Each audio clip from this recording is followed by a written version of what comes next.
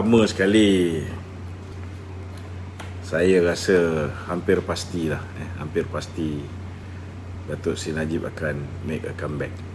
Itu saya yakin daripada awal lagi. Kenapa saya yakin begitu? Kerana pertama sekali, beliau dijatuhkan dengan fitnah. Kita pun tahu bagaimana Tun Mahathir, Rafizi Ramli, jago formula kita, bagaimana Anwar Ibrahim, bagaimana Muhyiddin Yassin sendiri, bagaimana Lim Guan Eng, bagaimana Tony Phua dan rakan-rakan yang sewaktu dengannya telah merancang bekerjasama dengan pihak asing, Wall Street Journal, dengan Claire Russell Brown, dengan Andre Xavier Justo, banyak pihak yang terlibat dalam konspirasi untuk menjatuhkan Datuk Seri Najib dengan menggunakan modal SRC International, begitu juga dengan 1MDB. Jadi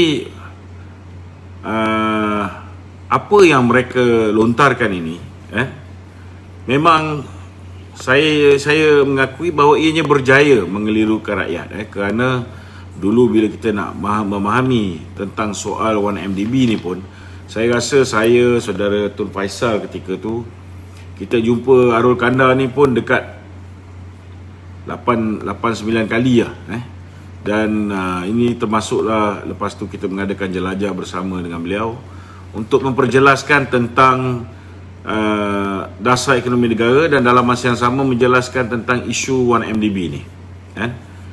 Dan saya begitu yakin bahawa Datuk Seri Najib akhirnya akan kembali ke persada politik tanah air ni, kerana pertama sekali rakyat yang termakan janji ni pasti akan sedar bahawa mereka tertipu, kerana ada 60 janji yang telah dibuat oleh Pakatan Harapan. Kalau nak tunaikan satu, contohnya lah nak hapuskan tol, itu pun dah memerlukan 380 bilion ringgit. Kita punya Reserve Bank Negara 435, paling tinggi dalam sejarah Datuk Seri Najib tinggalkan. Maknanya kalau nak tunaikan satu saja janji, maka Reserve Bank Negara pun dah tak mampu lagi nak menampung import tertangguh kita yang boleh tampung 7-8 bulan. Jadi itu sebab saya yakin bahawa pertama, janji tidak mungkin dapat ditunaikan. Kedua, salah satu kebodohan yang dilakukan oleh Pakatan Harapan ini ialah menunaikan janji yang tak sepatutnya ditunaikan, iaitu menghapuskan GST. Antara GST dengan SST ni, dia punya beza dia, pendapatan dekat 30 bilion. Maknanya bukan hanya janji mereka tidak boleh ditunaikan, apa yang Datuk Seri Najib bagi pun secara kalau tak semua pun, hampir keseluruhan bakal ditarik balik. Ini kita dah boleh nampak lagi daripada awal. Dan yang ketiga, yang saya begitu yakin, Tun Mahathir ni, orang nampak dia sebagai wira, orang yang dipanggil sebagai bapa pembangunan. Tapi ramai tak tahu bahawa setiap pembangunan yang dia bawa tu lebih kepada nak mengayakan anak-anak dan kroni dia. Tapi dulu dia selamat, kerana ketika itu bukan zaman IT. Ketika itu tidak ada Google search.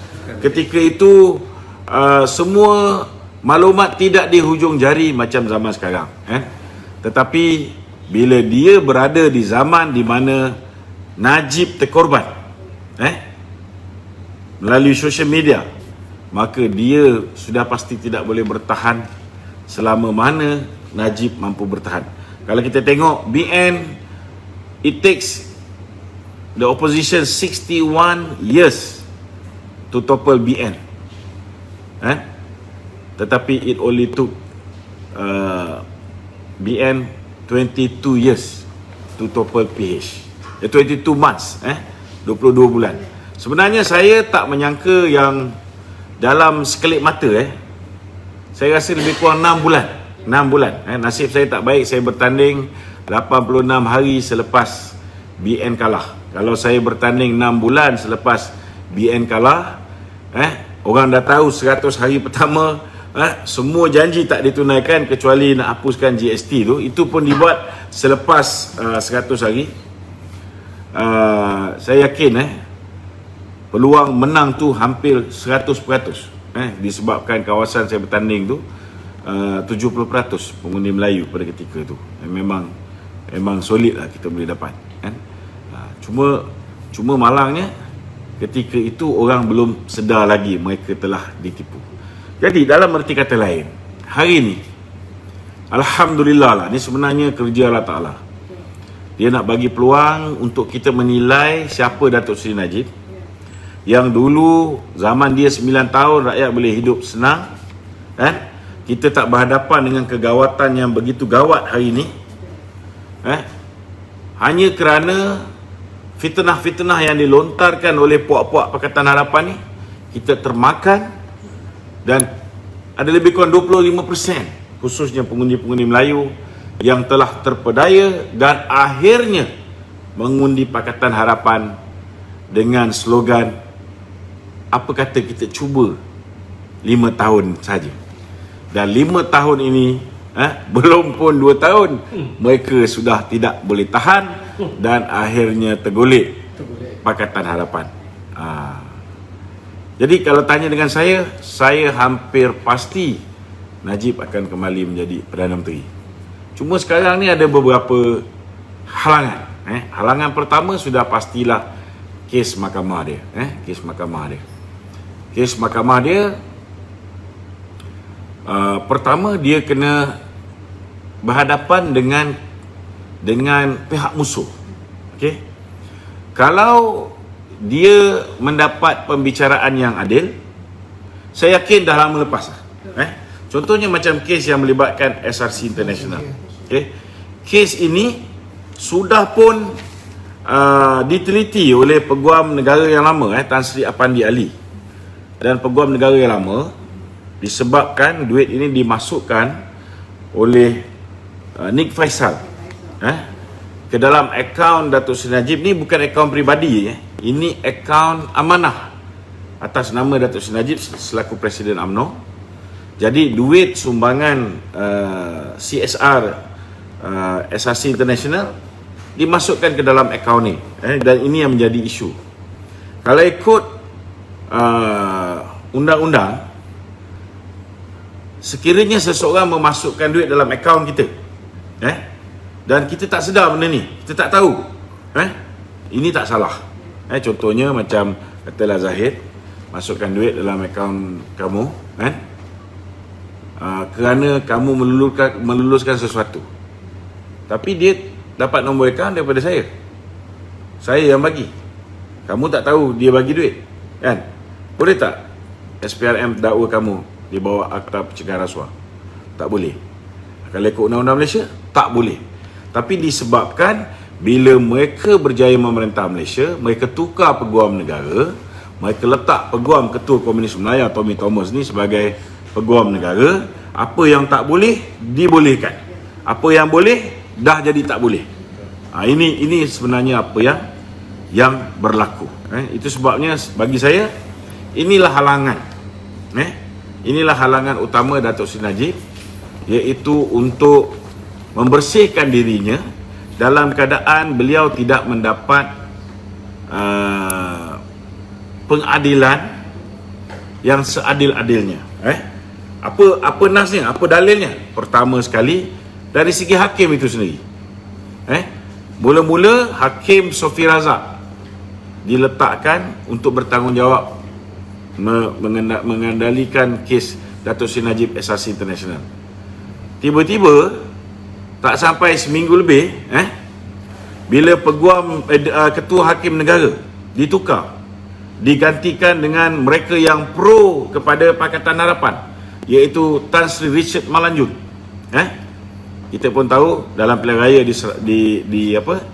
di Sabah, Richard Malanjun telah naik sepentas bersama pimpinan DAP berkempen untuk warisan. Itu pun dah jelas. Bila dia tamat, dia pencen, dia terus diletakkan oleh Tuan Dr. Mahathir. Walaupun kita tahu Tun Dr. Mahathir bukan lagi jadi Perdana Menteri, tapi dia telah diletak sebagai lembaga pengarah di dalam sebuah syarikat yang dimiliki oleh Vincent Tan. Nampak sangat dia punya connection dia tu. Dan bila mana Richard Malanjum menjadi ketua hakim negara, dia terus tukar. Hakim yang mengendalikan kes Datuk Seri Najib ini, dia letak Hakim Nazlan. Hakim Nazlan ni ialah seorang hakim di mahkamah komersial yang tidak pernah mengendalikan kes jenayah. Macam mana tiba-tiba seorang yang tak pernah mengendalikan kes jenayah terus mengambil satu kes yang berprofil tinggi? Ini jelas tak masuk akal. Ini dalil yang pertama. Dan kita tengok Hakim Nazlan juga digunakan untuk menghakimi kes Datuk Seri Najib, kes yang melibatkan Datuk Zahid, kes yang melibatkan pimpinan-pimpinan UMNO, kes yang melibatkan LTTE. Dia juga yang melepaskan pengganas-pengganas LTTE.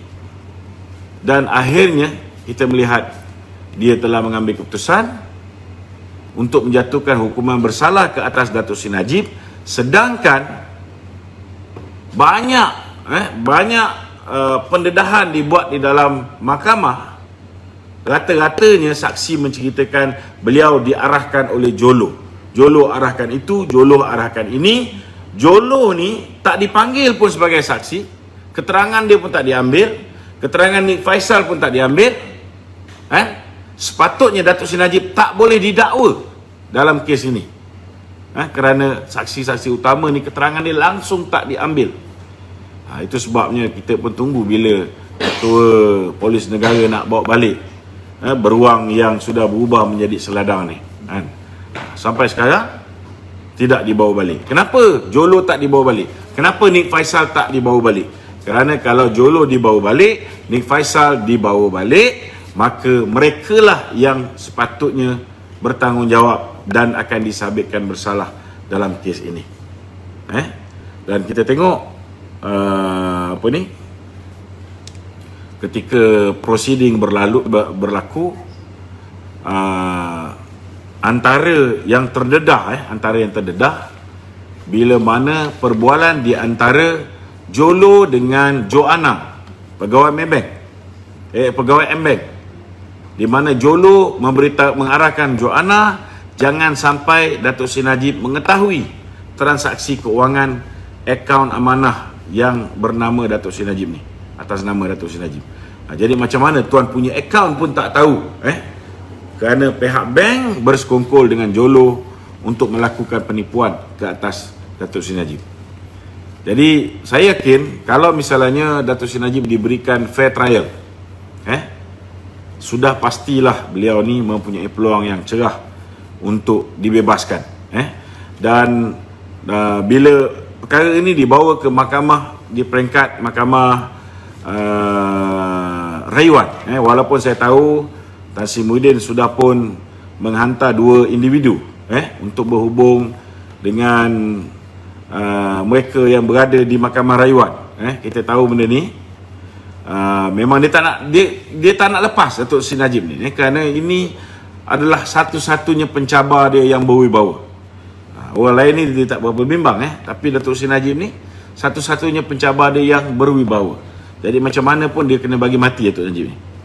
Jadi itu sebabnya walaupun begitu, tapi kena ingat di dalam mahkamah rayuan kita akan ada 3 hakim. Maka dia tak mudah untuk dikompromis, lebih sukar kena kompromis 3-3, ataupun sekurang-kurangnya kena kompromis 2 daripada 3. Dan kalau kalah di peringkat mahkamah rayuan, boleh merayu di peringkat mahkamah persekutuan. Dan di mahkamah persekutuan ada 5 orang hakim. 5 orang hakim ni lebih susah untuk dikompromis. Kena mereka ni nak kenakan Datuk Najib, dia kena kompromis 3 orang hakim baru dia boleh kenakan Datuk Najib. Tapi percayalah, mereka merancang, Allah Ta'ala merancang. Wa makaru wa makarallah wallahu khairul makirin. Saya yakin perancangan Allah nanti sudah pasti yang benar itu akan tetap dilindungi Allah Ta'ala. Perancangan Allah pasti lebih baik.